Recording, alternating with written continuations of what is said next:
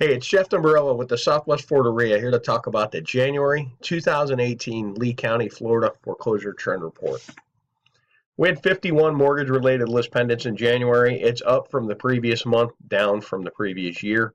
87 certificates of title were conveyed, which is an increase from both the previous month and the previous year. Here is a chart of the certificates of title conveyed, which includes the last cycle, kind of gives you perspective. This is the mortgage foreclosure filings showing the last cycle for perspective.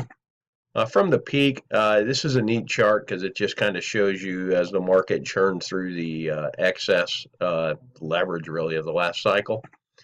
And then from 2015 going forward, kind of the new normal. We haven't broke 100 foreclosures since July of 2016.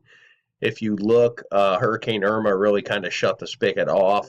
As reports were getting really easy to do in this time frame. It's starting to regain its footing. I would think if it starts to break into the 250 range, it would be something to watch again.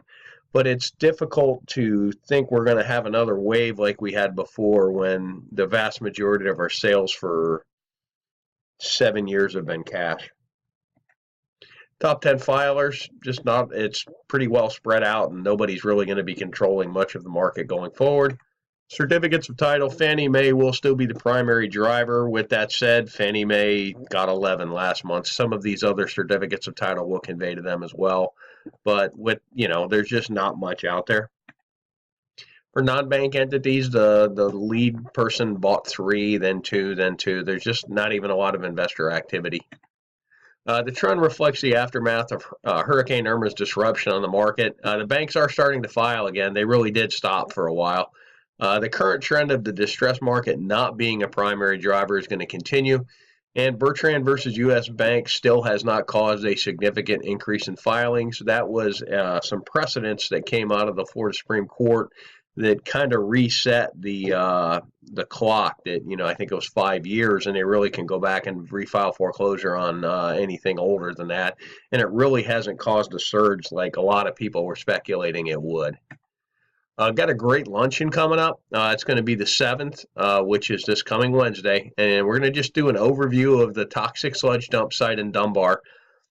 We had the meeting last month where we discussed the market, and when I brought this up, a lot of people weren't aware of it. As an investor, I've had people shop us deals that directly fit that area, that touch that area, and I can tell you as an investor, we were very hesitant to act on those properties because you really don't know. There's a whole lot of question marks when it talks about environmental and a lot bigger picture than any one person's going to change.